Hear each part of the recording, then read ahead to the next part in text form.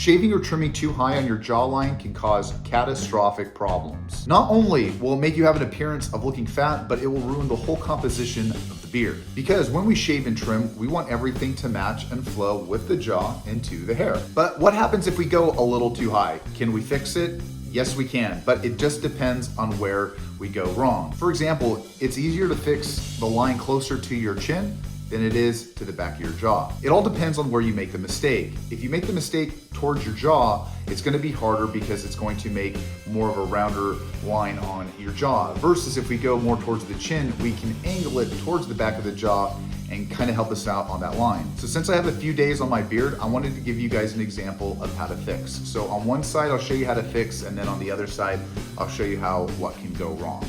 Let's go. So this side, I'm gonna make a mistake on the chin, and then we'll make a repair so we can get it off to the jaw. So right here, let's say I went a little too high.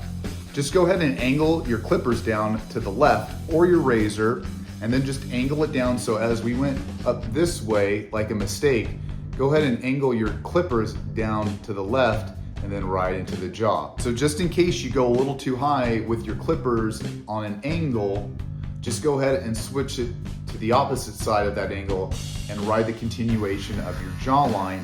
Again, it might be a little higher, but it's not gonna go up towards your cheek. That's something we do not wanna do. Now on the other side, for example, if we do the same kind of scenario where I ride a little high,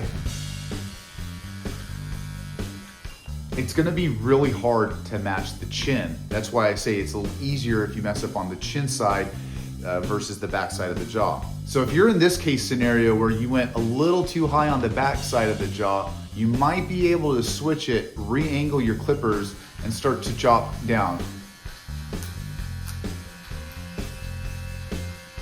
But again, it might be a little too high. I kind of over-exaggerated a little bit, but this gives you a good example. If you make a mess up over here on your sideburns, you really have to emphasize that line to match, because if you mess up even in the middle, that's even the worst. The middle is the worst. If you mess up on the middle, you're gonna have to connect the two. And then in that case, I say go to a 0 on the clippers and just start over.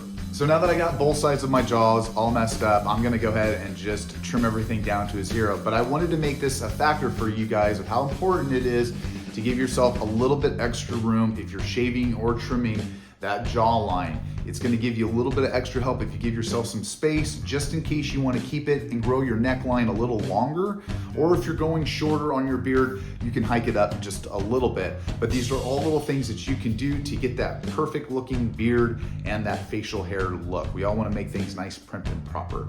All right guys, with that being said, I love you like always, and I will see you in the next video. Have a good one.